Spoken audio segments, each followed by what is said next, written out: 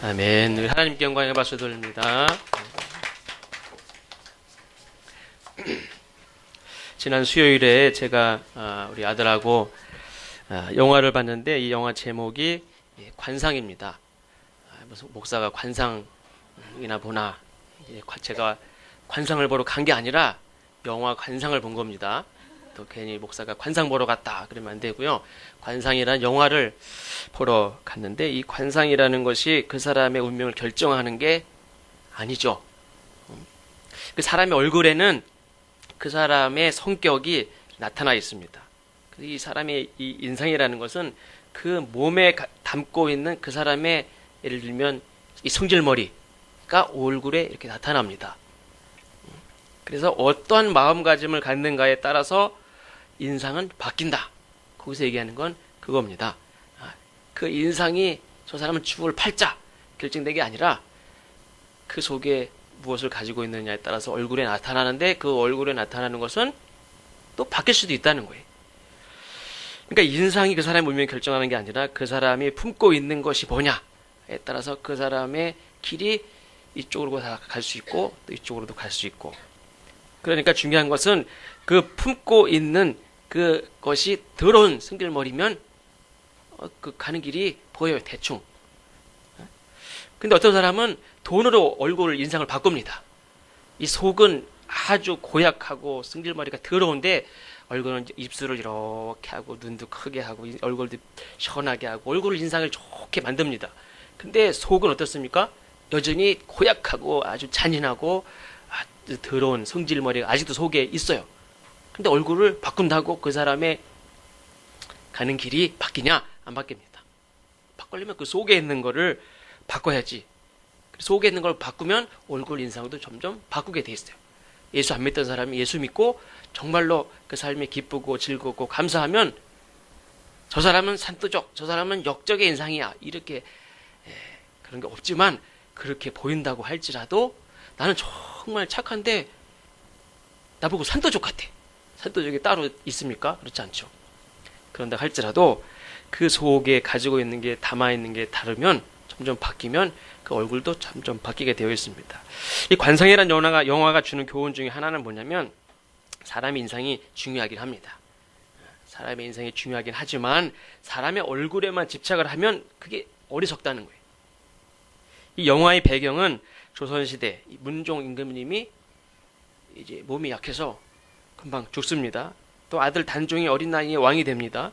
근데 얼마 후에 이 수양대군이 이 세종대왕 때부터 이 문종 임금을 다 지키고 있는데 단종까지 부탁을 하고 죽었는데 이 김종서를 다 죽여버리고 이 계유정난을 일으키죠. 그리고 권력을 잡는 이 시대적인 배경을 하고 있습니다. 이 김종서라는 사람은 세종대왕 때부터 장군으로서 세력을 키우기 시작해서 세종대왕 문종임금 또 단종 때까지 이렇게 큰 세력가로서 이렇게 세워졌지만 많은 이 신하들도 마찬가지고 많은 사람들이 이 정치의 일선에 있는 사람들이 김종서의 편에 쓸 것인지 아니면 새로운 세력을 이렇게 키워가는 아직은 완전히 드러나지 않았지만 반역을 꿈꾸고 있어요. 반역을 일으키면 아무도 감당을 못해. 그 수양대군이라는 사람이 펼 것인가. 그래서 어디에 설 것인가에 따라서 그냥 다 죽는 거예요. 이런 시대에 이 천재적인 관상쟁이 김내경이라는 사람이 그냥 초에 묻혀 살다가 궁으로 들어오게 됩니다. 우리도 좀 살아보자. 나를 이 세상에 알아주니까 돈도 벌고 우리도 좀 한번 출세를 해보자. 그래서 궁으로 들어와서 문종 임금님 얼굴도 보고 단종 얼굴도 보고 김종서 얼굴도 보고 안평대군도 보고 수양대군의 얼굴 인상도 관상을 이렇게 보고 근데 수양대군이 아니었죠. 자기가 본 사람이 수양대군인 줄 알았는데 아니었어요. 다른 사람을 본 거예요. 이게 많은 사람들을 보고 미래를 예견하고 그러는데 오히려 수양대군의 그 계유정난의 그 회오리 바람의 역사 속에서 자기 아들을 잃습니다. 수양대군이 활로 쏴서 죽여요. 그리고 자기는 비참하게 다시 고향으로 돌아옵니다. 그가 모든 것을 잃고 다시 바닷가에서 살고 있는데 이 계유정난을 일으키고 수양대군을 세조죠. 세조 임금님으로 세운 그 책사가 있죠. 그게 바로 한명회라는 사람이죠. 그 한명회는 그냥 문직이었어요. 근데 그 사람이 그때부터 이미 아주 비상한 머리를 가지고 있는 수영대군이 그 사람을 탁 데리고 책사로 이용하는데 아주 모든 사람들에게 이 사람의 얼굴을 알려지지 않습니다. 숨겨놓고 책사로 드러나지 않고.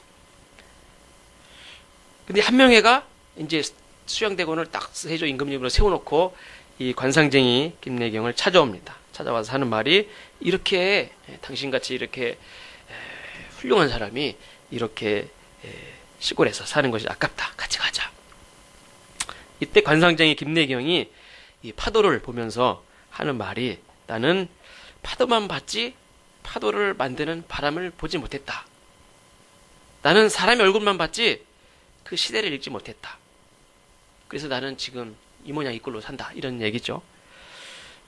자기는 보이는 사람의 그냥 얼굴만 쳐다보고 그 파도를 익히는 그 바람을 보지 못하고 시대를 보지 못했다는 거죠. 제가 이렇게 보니까 이 관상쟁이 김내경이 보지 못한 것이 또 있죠. 아까도 말씀드린 대로 자기는 그냥 문종 임금님이 야 어떤 놈이 역적인지 한번 찾아봐. 그 관상을 다 보게 하죠. 역적을 일으킬 만한 사람은 없습니다. 다 보게 했는데 수영대군 얼굴 봐봐. 수영대군은 반드시 반역을 일으킬 놈이야. 봐. 아유 아닙니다. 저 사람은 그런 사람이 못 됩니다. 자기가 봤는데 그 사람은 수영대군이 아니었죠. 벌써 한명이라는 사람이 다른 사람을 교체해서 이렇게 수영대군인 척하게 해서 봤는데 자기가 본 사람은 수영대군이 아니었어요. 그러니까 이 김내경이라는 사람이 실수한 게 뭐냐면 자기 눈에 보이는 사람은 얼굴을 다 봤어요. 근데 뭘 못 봤습니까? 보이지 않는 사람들의 얼굴을 못 봤어요. 드러난 사람들의 얼굴만 봤지 드러나지 않은 사람들의 움직임을 보지 못했다는 거예요.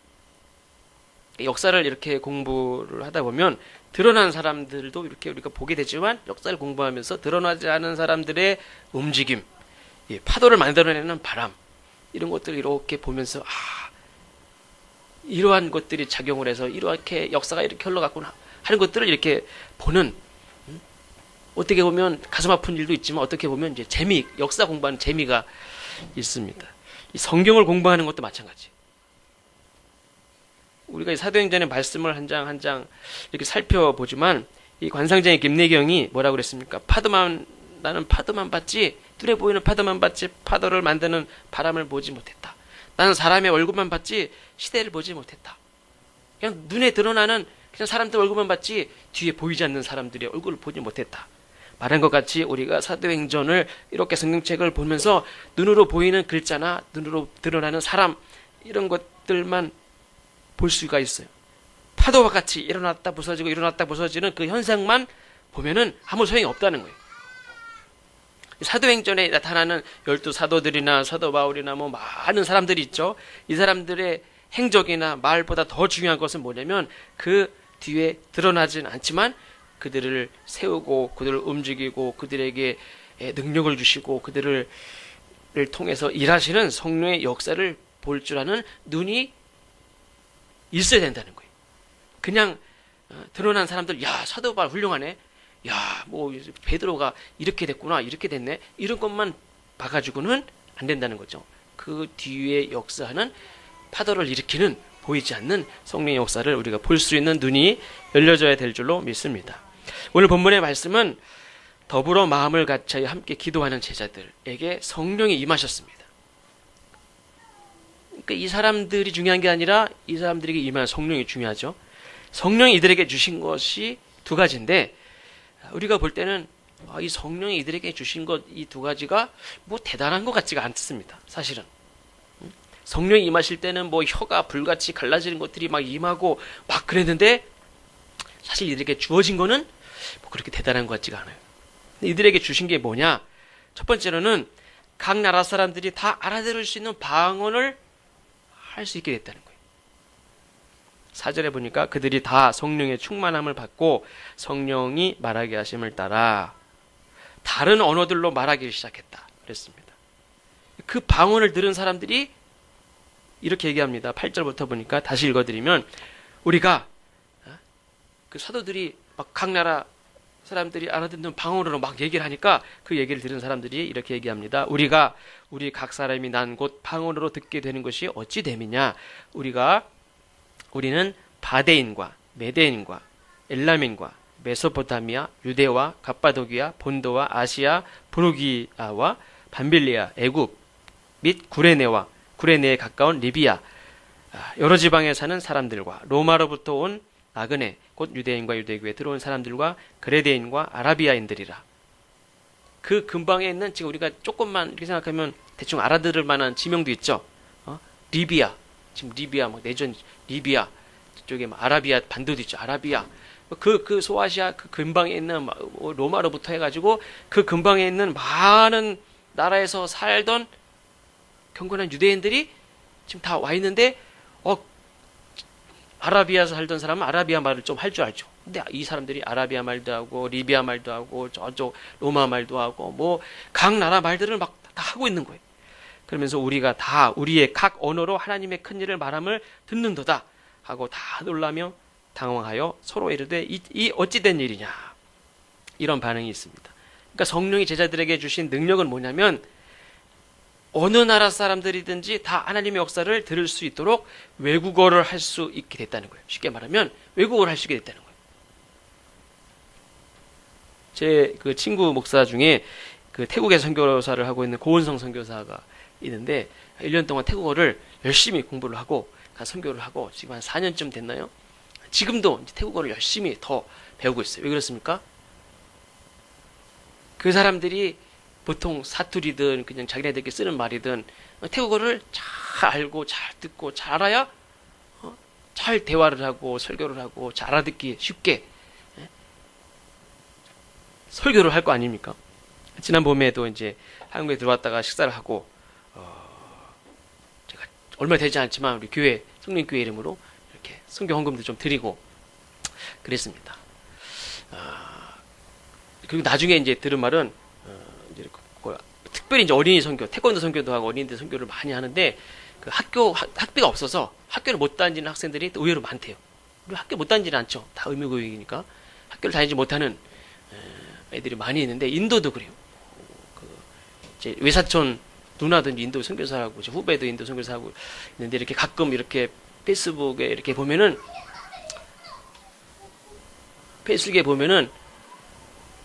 많은 중학생들이 교복을 입고 막 학교를 가는데 어떤 학생은 교복도 없고 학교를 못 가고 그냥 집에 일하고 하고 있는 아직도 그런 학생들이 많이 있습니다. 그래서 이 학생들을 장학금을 후원하는 예를 들면 초등학생은 한 2만 원 정도면 되고 중학교, 고등학교는 한 월 5만 원이면 학교를 제대로 다닐 수 있는 그런 기회가 있다. 그래서 이제 제가 이제 세이보고도 먼저 했어. 네가 먼저 해라. 월 2만 원씩 네 용돈에서 월 2만 원씩 보내.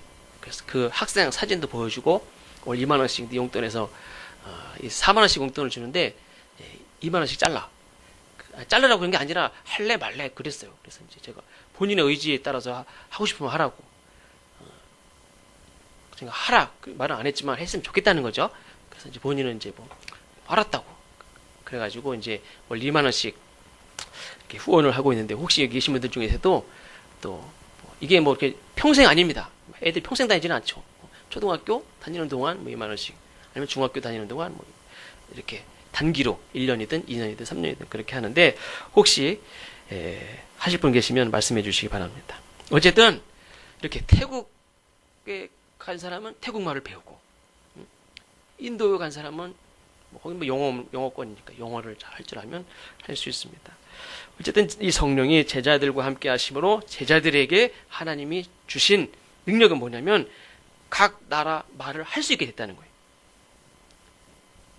근데 이미 예수님께서 뭐라고 말씀했습니까? 8절에 보면 오직 성령이 너희에게 임하시면 너희가 권능을 받고 예루살렘과 온 유대와 사마리아와 땅끝까지 이르러 내 증인이 되리라. 근데 내 증인이 되리라 이 말씀은 되라 이 말씀이 아닙니다. 될 것이다. 부디 증인이 좀 되어 달라. 증인이 되어야 된다.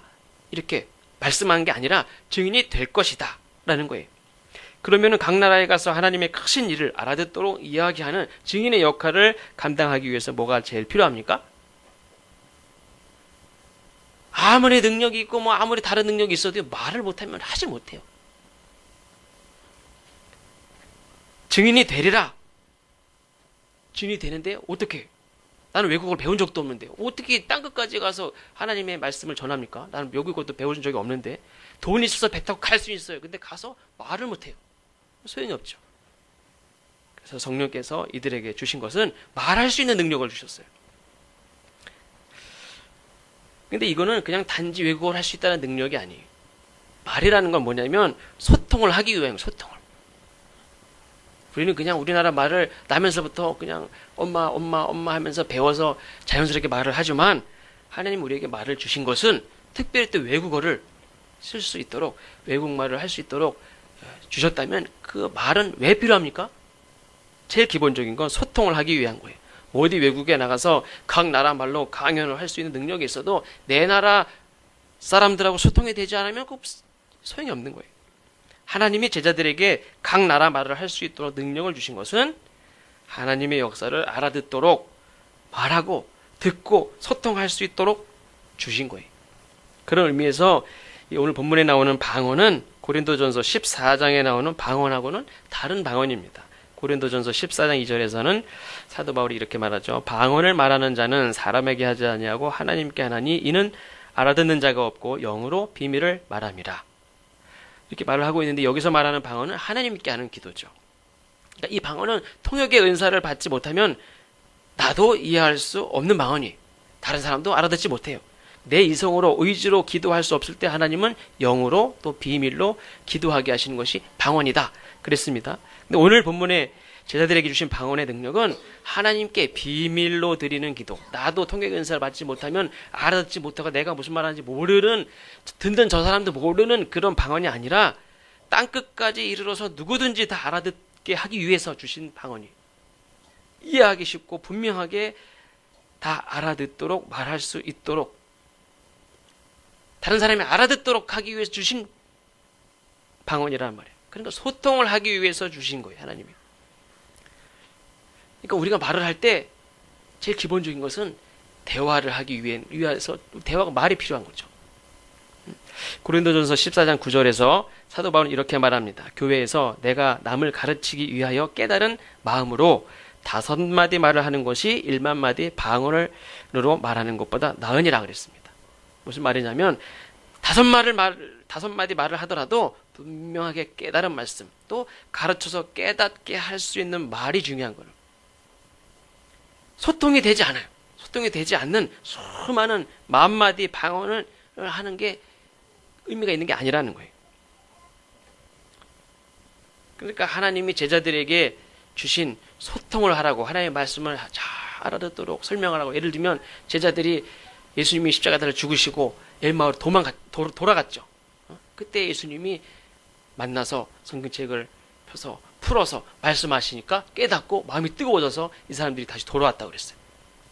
그러니까 예수님 같이 빌립이 이렇게 에티오피아 내시에게 그 관원에게 성경 말씀을 잘 풀어서 이렇게 설명해서 그가 그냥 감동을 받고 세례를 받고 그냥 다 갇힌 사람이 세례를 받고 했듯이 하나님의 말씀을 잘 풀어서 설명을 해주고 하기 위해서 우리가 말이 필요하다는 거예요. 자기 할 말만 막 하라고 말을 주어진 게 아니라 소통을 위해서 말이 필요하다는 거죠. 그래서 성령이 이 12사도와 이 120여 명의 제자들에게 임하셔서 제일 먼저 주신 하나님의 말씀을 잘 가르쳐서 깨닫게 하고 알아듣도록 하기 위해서 각 나라 사람들이 알아들을 수 있는 그런 방언을 말할 수 있는 능력을 주셨는데, 그러면 초대교회든 지금까지 우리 교회가 가져야 될 것은 뭐냐면은 외국어를 할 줄 알아야 되느냐, 그걸 얘기하는 게 아니죠. 어떤 나라 사람들과 어떤 문화권의 어떤 종교든 어떤 나라 사람들이든지 소통할 수 있는 마음, 소통할 수 있는 그런 능력이 필요하다는 거예요. 지금은 외국어 통역도 다 돼요. 우리에게 정말 필요한 것은 정말 하나님의 말씀을 저 사람이 알아듣고 깨닫고 변화되고 하나님을 발견할 수 있도록 잘 설명하고 깨닫게 할 수 있는, 도움을 줄 수 있는, 소통을 하기 위한 그런 마음과 그런 능력이 사실 필요하다는 거예요. 근데 교회가 어떻습니까? 역사적으로 보면 이 기독교라는 이 종교가 얼마나 소통을 하지 못하고 강제로 침략하고 강요한 게 얼마나 많은지 몰라요. 기독교가 정말 가져야 될 것은 그걸 말할 수 있는 능력이에요. 그 사람들이 뭐라고 하는지 듣고 하나님의 말씀 잘 설명하고 깨닫게 하는 것이 교회가 가져야 될 능력인데, 그게 아니라 어떻습니까? 역사적으로 보면 기독교 국가라고 하는 강대국들이 예수님 말씀대로 진짜 막 땅끝까지 이르러서 어떻게 했습니까? 증인이 된 게 아니라, 소통을 위해서 하나님의 말씀을 전한 게 아니라, 그 성령이 주신 거 하나님의 말씀을 가지고 하나님의 크신 일을 알아듣도록 하기 위한 소통의 언어가 아니라 뭘 가지고 왔습니까? 칼과 창과 경제적인 힘, 이런 것들을 가지고 약한 나라들을 강제로 막 점령하고 다스리고 기독교를 어떻게 했습니까? 강요했어요. 칼과 창과 경제를 가지고 막 강요를 했어요. 이들이 성경 말씀을 풀어서 설명하고 깨닫게 했습니까? 그렇지 않았어요. 포르투갈이나 영국이나 스페인이나 뭐 이런 많은 이 당시에 그냥 전 세계 배를 띄워가지고 막 전 세계를 땅끝까지 이르러서 땅을 점령하고, 영국은 어떻습니까? 해가 지지 않는 나라라고 그러죠. 지구상에 그냥 동서남북 자기 나라가 없는 데가 없어요. 얼마나 많은 기독교 국가들이 전 세계를 다니면서 수많은 나라를 식민지를 삼고, 또 예수의 이름으로 기독교를 막 강요하고, 또 노예를 삼고 노동력을 착취했는지 모릅니다. 근데 예를 들면 1400년도, 1500년도 이때에 이 로마 카톨릭 교회가 고민이 생겼어요. 많은 나라들을 점령하고 거기 원주민들을 노예 삼고 막 그러면서 정말 심각한 고민이 생겼어요. 뭐냐면, 예를 들면 이제 아메리카 1492년에 콜럼버스가 아메리카 대륙을 발견하죠. 그 다음에 그냥 그 만들어진 지도를 가지고 막 전 세계를 향해서 가는데, 이 아메리카 대륙 가서 보니까 이 인디언들이 막 있죠. 이 사람들을 막 다 죽일 사람 죽이고 잡을 사람 잡고, 그래서 그 아메리카 대륙에 막 광산을 개발하고 그냥 다 노예로 부려먹고, 또 어떤 인디언들은 잡아다가 유럽으로 데리고 와가지고 막 구경거리로 막 삼습니다. 근데 이 로마 카톨릭 교회가 고민이 생겼는데, 이 신기하게 생긴 이 사람들이 인간인가? 정말 우리와 똑같이 영혼을 가진 인간인가? 인간이 아닌가? 이걸 가지고 고민했어요. 인간인가요? 아닌가요? 우린 다 인간이라고 생각하죠. 근데 그 사람들은 그런 사람을 처음 봤어요. 근데 저게 인간인가? 아닌가를 심각하게 진짜로 고민했어요. 그래서 제가 그 창에 띄워놨는데, 그 로마 제국의 카를 5세가 한번 보여주시죠. 카를 5세가 그 프레젠테이션에 없고요. 다른 창에 있습니다. 이 로마 제국 카를 5세라는 사람이, 또 많은 가톨릭 이 사람들이 정말 심각하게 고민했어요. 저 인디안 저것들이 진짜 영혼이, 하나님이 거룩하신 아담의 후손인가? 영혼이 있는 인간인가? 저것들을 개종을 시켜서 예수를 믿게 되나? 아니면 저거는 인간이 아니기 때문에 그냥 노예를 부려먹어도 되나? 이걸 가지고 심각하게 고민했습니다. 그래서 이 카를 5세라는 사람이 1550년에 한 수도원에서 인간과 비인간에 대한 정의, 똑같이 사람의 형상과 똑같이 팔다리 다 있고 똑같이 말을 하고 막 그러니까 인간과 비인간에 대한 정의를 내리자. 그래서 토론을 붙입니다. 많은 수도원의 그 수도사들과 그 학자들을 다 모아놓고 이제 토론을 합니다. 근데 이 도미니크 수도회라는 수도회가 있었죠. 여기에 이 라스카사스, 다음 사진 보시죠. 왼쪽에 있는 사람이 이제 라스카사스라는 수도사인데, 이 인도의 아버지라고 불리는 사람입니다. 이 사람은 인디언과 우리들도 다 같이 공동체가 될 수 있고 이상형을 만들 수 있다. 같이 하나님의 공동체를 만들 수 있다. 이렇게 생각을 해서 당연히 인간이다. 이렇게 얘기했고, 이제 오른쪽은 이제 뭐 이 스페인이 학살하는 그런 당시의 그런 그림인데, 이 라스카사스라는 사람은 당연히 인간이다. 저들도 똑같이 하나님의 형상을 입은 사람이다. 그렇게 얘기를 하고, 또 후안히네스라는 대표적인 사람과 또 사실 이제 많은 대부분의 사람들은 인간 아니다. 이렇게 얘기합니다. 근데 사실 이게 경제적인 것과 관련이 있습니다. 인간이 아니면 어떻습니까? 계속 마음껏 부려먹어도 되고 죽여도 돼요. 노동력을 착취를 해야 되는 거예요. 이건 착취도 아니죠. 당연히 부려먹을 수 있는 거예요. 동물을 이렇게 통해서 소를 끌어서 밭을 갈듯이 얼마든지 해도 되는 거예요. 근데 만약에 저 사람이 인간이라면 이건 차원이 달라요. 내가 하나님을 모른다면 모르지만 이 사람이 인간이라는데 인간을 막 부려먹고 저 사람을 죽이고 마음대로 이렇게 처분하고 막 이렇게 할 수 없는 거죠. 또 인간이면 개종을 시켜서 또 하나님 같이 한 형제예요. 그럼 이거는 좀 안 돼. 이거는 좀 받아들이기도 어렵고. 그리고 만약 인간이면 저들을 개종을 시켜야 되는데 저들을 그러면 아까 제가 말씀드린 대로 하나님의 말씀을 가지고 가르쳐서 깨닫게 해서 설득을 하고 이해를 시켜서 개종을 시킬 것인가 아니면 강요를 할 것인가. 이거를 놓고도 이제 논쟁이 벌어집니다. 저 사람은 인간이 아니면 인간인데 인간같이 보지 않는 많은 사람들. 근데 개종은 시켜야 된다는 그런 어떤 교리가 정해지면 저것들을 정중하게 인간 대접하면서 이렇게 이해시키고 깨닫게 할 필요가 없어요. 그냥 안 믿어. 그럼 다 죽여버리면 돼요. 그냥. 이런 논리들이 막 만들어지는데 그 나중에 어떤 논리가 생겨나냐면 정당한 전쟁 이후에 함부로 죽이거나 하면 안 된다. 근데 불필요한 상황에서는 함부로 하면 안 된다. 이런 게 생기는데 그거야 뭐 귀에 걸면 귀걸이, 코에 걸면 코걸이죠. 뭐 정당하다고 생각하면 정당한 거고 자기네들이 해석하기에 따라 틀린 거예요. 그래서 얼마나 많은 사람들이 죽임을 당하고 강요를 당하고 했는지 모릅니다. 그러니까 교회가 가져야 될 것은 뭡니까? 성령이 초대교회에 처음 제자들과 이 사도들에게 주신 것은 뭐냐면 소통을 하기 위한 언어의 능력을 주셨어요. 근데 교회가 로마가 기독교가 국교가 되고 힘을 갖고 왕과 모든 권력을 가지게 되면서 이 대륙을 발견하게 되면서 어떻습니까? 이 소통을 위한 언어를 가지고 그들과 대화를 하면서 하나님을 설명하고 가르치고 깨닫게 하는 게 아니라 칼과 창을 가지고 강요하고 저 사람들을 인간 이하 취급하고 그냥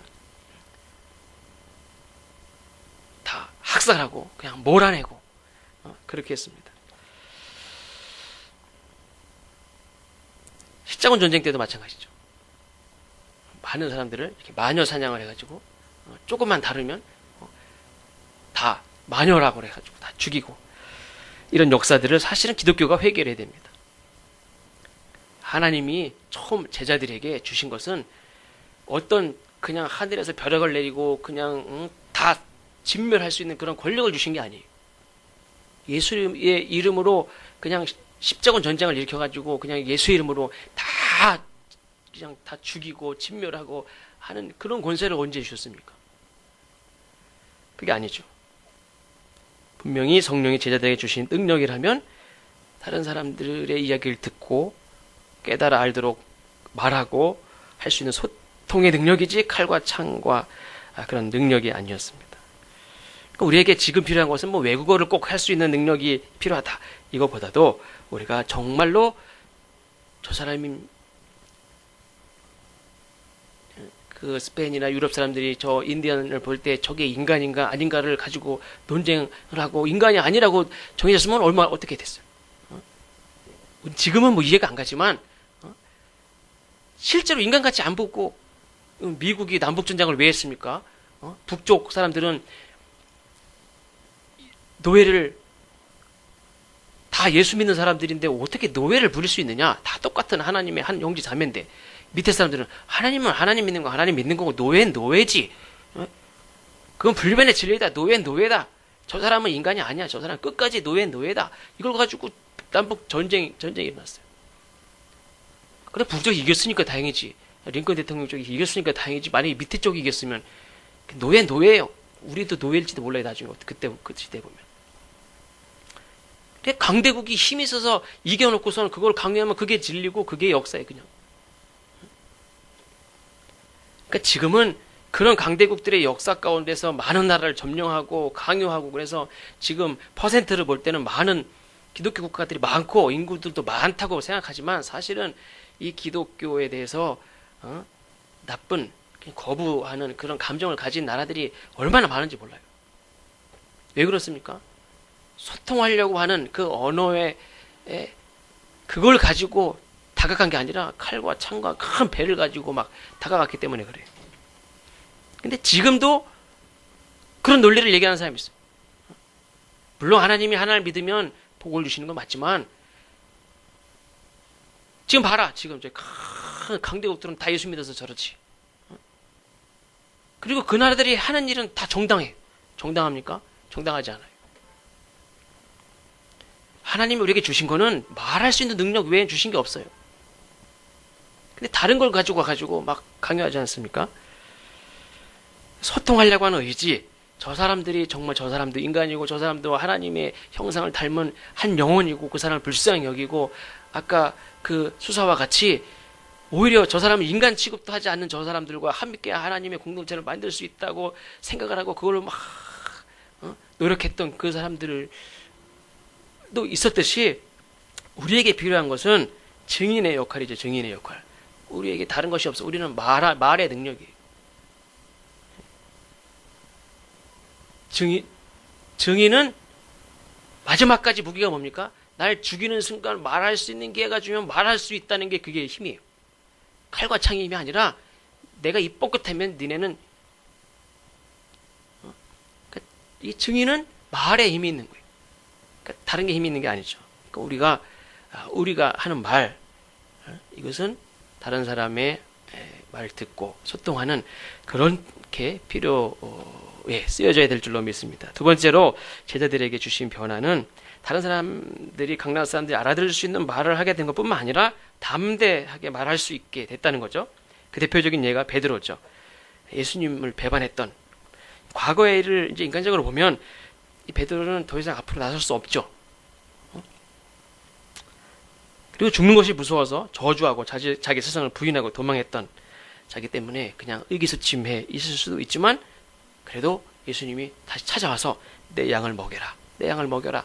그렇게 3번이나 부탁하신 그 예수님 때문에 회개하고 이 베드로가 담대해졌고 또 성령이 임하셨을 때에 정말 이제는 마가다락방 문고로 잠고 조용히 있는 사람들이 아니라 더 이상 이 사람들은 이후에는 마가다락방에 모이지 않았죠.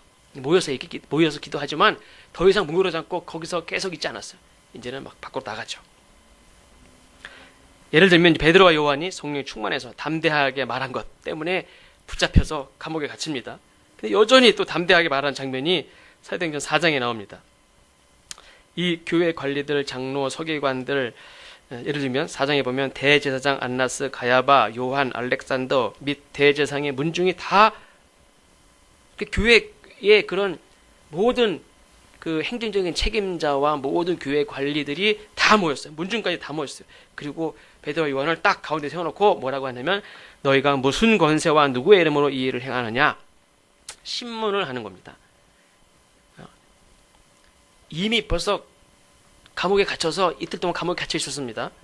그럼에도 불구하고 두려워하지 않고 이렇게 말합니다. 이 예수는 너희 건축자들의 버린 돌로서 집 모퉁이의 머릿돌이 되었느니라. 다른 이로서는 구원을 받을 수 없나니 천하 사람 중에 구원을 받을 만한 다른 이름을 우리에게 주신 일이 없음이라. 그러면서 예수의 이름으로 한다. 예수가 너희 죽였지만 예수님은 부활하셨다. 우린 예수의 이름으로 한다. 이렇게 얘기합니다. 그러니까 이렇게 막 담대하게 말하고 또 무슨 사건이 있었냐면 바로 그 앞에 이 병을 고침받은 사람이 있었습니다. 자기네들도 알아요. 저 사람이 병든 사람이었고 모든 사람이 다 아는 사람이에요. 근데 이 사람이 멀쩡하게 지금 그 자리에 있습니다. 그러니까 고침받은 사람이 멀쩡히 그 자리에 있으니까 부인할 수도 없고 그래서 어떻게 얘기하냐면 17절에 보니까 이것이 민간에 더 퍼지지 못하게 그들을 위협하여 이후에는 이 이름으로 예수 이름이죠. 이 이름으로 아무에게도 말하지 말게 하자 하고 그들을 불러 경고하여 도무지 예수의 이름으로 말하지도 말고 가르치지도 말라 하니 베드로와 요한이 대답하여 이르되 하나님 앞에서 너희의 말을 듣는 것이 하나님의 말씀을 듣는 것보다 옳은가 판단하라. 우리는 보고 듣는 것을 말하지 아니할 수 없다. 이렇게 얘기를 합니다. 너희도 하나님 믿지 않느냐? 내가 하나님 앞에서 니들 말 듣는 게 낫냐? 하나님 말 듣는 게 옳으냐? 너희들이 말해봐라. 나는 하나님 말씀대로 하는 거다. 나는 보고 듣는 거 말하지 않을 수 없다. 그때에 이 권력을 다 가지고 있는, 사실은 죽일 수도 있는 권력을 가지고 있는 사람들임에도 불구하고 베드로 요한을 죽이질 못해요. 이 사람들 근데 막 감옥에 가두고 막 강요하는 게 뭡니까? 이 입을 좀 제발 닫으라는 거예요. 입을. 가만 놔두면 입을 열어서 막 말을 하고 다니는 거예요. 그러니까 이 사람들이 권력을 가졌지만 이 사람들이 제일 두려워하는 게 뭡니까? 베드로와 요한과 제자들이 막 입을 벌려서 막 말을 하고 다니는 거예요. 그게 제일 두려웠어요. 칼과 창이 무서운 게 아니에요. 이 베드로와 요한과 제자들의 뭐 숫자가 뭐 수만 명이어서 막 반란을 일으키면 그걸 무서워한 게 아니에요. 숫자는 120명밖에 안 되는데 이 사람들이 떠들고 다니는 게 제일 무서웠어요. 그러니까 이 사람들의 능력은 말하는 거예요, 말. 그것도 앞에서 말씀드린 대로 이 사람들이 그냥 어느 날 갑자기 각 나라 사람들이 다 알아듣는 말까지 하고 다녀요. 갈릴리 촌놈들인데 외국어를 갑자기 어느 날 막 다, 우리는 뭐 1년 동안 배우고 우리는 어떻습니까? 영어를 10몇 년 동안 배워도 말을 잘 못해요. 저도 영어를 수십 년 배웠지만 말을 잘 못해요. 영어를 잘 못해요. 이 사람들은 그냥 하나님이 단기 속성으로 그냥 필요하니까 그냥 그날 밤으로 외국어를 막 할 수 있는 능력을 주셨어요. 그러니까 이 많은 종교 권력자들은 촌놈들이니까 아무것도 못할 줄 알았는데 어느 날 그냥 갑자기 각 나라 사람들이 다 알아듣는 말을 막 하고, 이것들이 그냥 두려워서 숨어 있던 놈들이 다 나와서 그냥 말을 막 하고 다니는 거예요. 그러니 제일 무서운 게 뭡니까? 입을 열고 돌아다니는 거예요. 외국어도 할 수 있고. 그 감옥에다 가두려고 그러는데 사람들이 다 보고 있어요. 이날 믿은 사람들이 5천 명이나 된대요. 이 사람들이 다 보고 다 예수님 믿게 됐어, 그날. 그러니 이 사람들 앞에서 그냥 뻔히 사람들 다 보는데 이 사람들은 그냥 감옥에 억지로 가둘 수도 없고 풀어줄 수도 없고 제일 두려워하는 게 말이었단 말이에요. 앞에서 말씀드린 바와 같이 이 보여지는 파도만 보는 사람이 있고 파도를 만드는 바람을 보지 못했다고 그랬죠. 근데 이런 사도들의 변화 가운데는 이 뒤에는 뭐가 있었다고 그랬죠? 성령의 역사가 있다고 그랬죠. 근데 이 성령의 역사를 보고 하나님을 찬양하고 예수님을 믿고 온 사람들이 5천 명이나 되는데 또 어떤 사람들은 그걸 보질 못해요. 하나님의 역사라는 걸 알지 못하고 보지 못하고 인정하지 못해요. 12절, 13절 말씀해 보니까 다 놀라며 당황하여 서로 이르되 어찌된 일이냐 하며, 그 반응을 보면 놀라는 사람들이 있고 또 어떤 이들은 조롱하여 이르되 그들이 세술에 취하였다 하더라. 8절 이하에서 아까 어떻습니까? 사도들이 각 나라 방언을 할 수 있다는 사실에 대해서 얼마나 많은 나라들이 다 지금 이야기했습니까? 지루할 정도로 무슨 나라 한참 말했죠. 얼마나 많은 사람들이 다 확인했습니까? 각 나라 사람들이 다 확인했어요.